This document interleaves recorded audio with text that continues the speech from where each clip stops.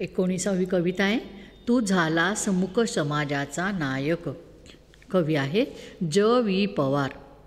Doctor Babasaheb Ambedkar यांनी महाड येथे चवदार तळ्याचा जो सत्याग्रह केला, त्या घटनेला 50 वर्षे पूर्ण झाल्याच्या निमित्ताने डॉक्टर बाबासाहेब आंबेडकरांचा गौरव करण्यात आला आहे. डॉक्टर आंबेडकरांच्या कर्तृत्वाचे वर्णन या कवितेत करण्यात आले आहे.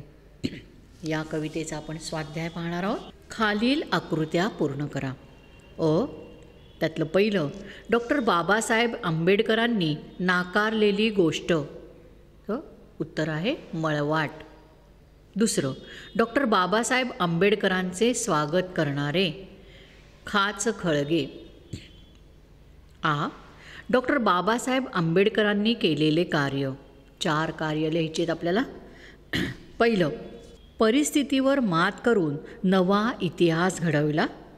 2, मूक समाजाचे नेतृत्व केले. 3, बहिष्कृत भारत जागा केला.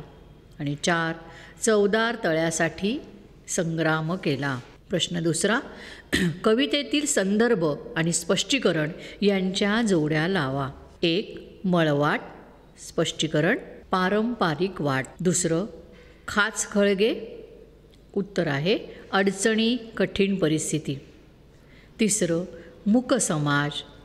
स्पष्टीकरण, अन्यायाविरुद्ध आवाज उठवू न शकणारा समाज. प्रश्न तिसरा, चवदार तळ्याच्या घटनेनंतरच्या 50 वर्षात वातावरणात झालेल्या बदलाचे वर्णन करणाऱ्या ओळी लिहा. ओळी आहेत, सूर्यफूल ध्यास घेत आहेत. दुसरं, बिगुल प्रतीक्षा करीत आहे. आणि चवदार तळ्याचे पाणी थंड झाले आहे. 4, प्रश्न चौथा, चवदार तळ्याच्या घटनेसंदर्भात तुलना करा.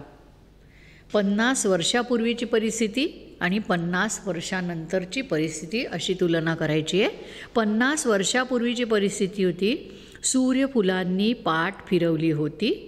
आणि 50 वर्षानंतर सूर्यफुले ध्यास घेत आहेत. 50 वर्षापूर्वी रणशिंगे फुंकली गेली आणि 50 वर्षानंतर आता बिगुल वाट पाहत आहे. 50 वर्षापूर्वी चवदार तळ्याचे पाणी पेटत होते आणि 50 वर्षानंतर आता चवदार तळ्याचे पाणी थंड आहे. प्रश्न 5वा, काव्यसौंदर्य. स्वमत, तुझे शब्द जसे की काव्ये तुझ्या पायाजवळून गळून पडावीत. तुझा संघर्ष असा की काठ्यांच्या संगिनी व्हाव्यात. या ओळीचे रसग्रहण करा. आशय सौंदर्य, डॉक्टर बाबासाहेब आंबेडकरांनी प्रस्थापित वर्णव्यवस्थेविरुद्ध महाड येथे चवदार तळ्याचा जो संग्राम केला व शोषितांवरील अन्यायाविरुद्ध लढा उभारला, त्याच्या 50 वर्षे पूर्तीनंतर कवी ज.वी. पवार यांनी तू झालास मूक समाजाचा नायक या कवितेमध्ये आपले मनोगत व्यक्त केले आहे. मूक समाजाच्या या महानायकाला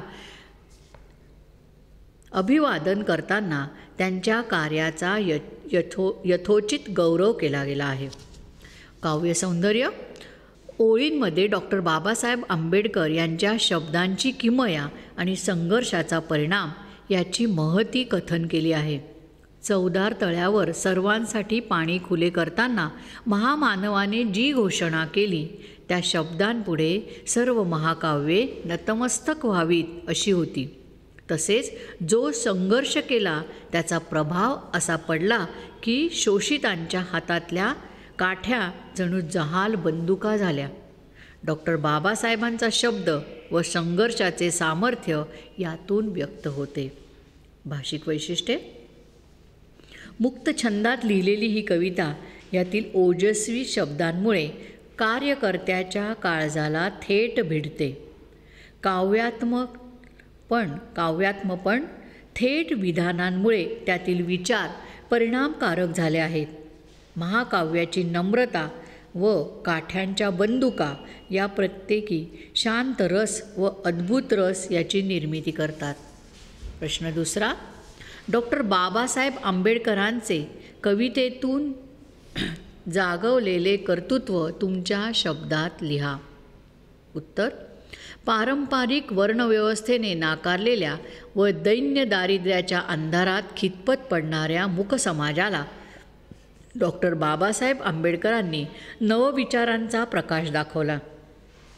अन्यायाविरुद्ध न बोलणाऱ्या समाजात जागृती निर्माण केली.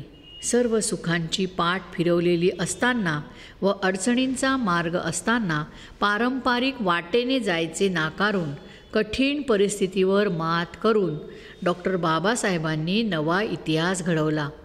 बहिष्कृत भारताला आत्मविश्वास दिला. अगाध ज्ञानाच्या बळावर लढा पुकारून शोषित जनतेच्या पायातल्या बेड्या मुक्त केल्या. चवदार तळ्याचा संग्राम यशस्वी केला. अशा प्रकारे पीडित व शोषित समाजाला सन्मानाने जगायला शिकवले. तिसरा प्रश्न: अगाध ज्ञानाच्या बळावर डॉक्टर बाबासाहेब आंबेडकर यांनी केलेले कार्य तुमच्या शब्दात लिहा. उत्तर: अतिशय कठीण परिस्थितीमध्ये डॉक्टर बाबासाहेब आंबेडकरांनी आपले शिक्षण पूर्ण केले. त्यांनी बॅरिस्टर ही पदवी संपादन केली. ते उच्च विद्याविभूषित होते. त्यांनी आपल्या अगाध ज्ञानाच्या बळावर इथल्या बहिष्कृत समाजाला अन्यायापासून मुक्त करण्याचे अतिशय महत्त्वाचे कार्य अंगीकारले. शोषित, पीडित व वर्णव्यवस्थेतून नाकारलेल्या, समृद्धीपासून वंचित असलेल्या जनतेला संघटित केले. त्यांनी शिका, संघटित व्हा व संघर्ष करा हा मूल मंत्र देऊन शोषित समाजाला आत्मविश्वास दिला. अन्यायाविरुद्ध लढा देण्यास प्रवृत्त केले. चवदार तळ्याचा संग्राम यशस्वी केला. समाजाला बोधितत्वाची शिकवण देऊन बौद्ध धर्म स्वीकारला. स्वतंत्र भारताचे संविधान लिहून भारतीय राज्यघटनेचे ते शिल्पकार ठरले.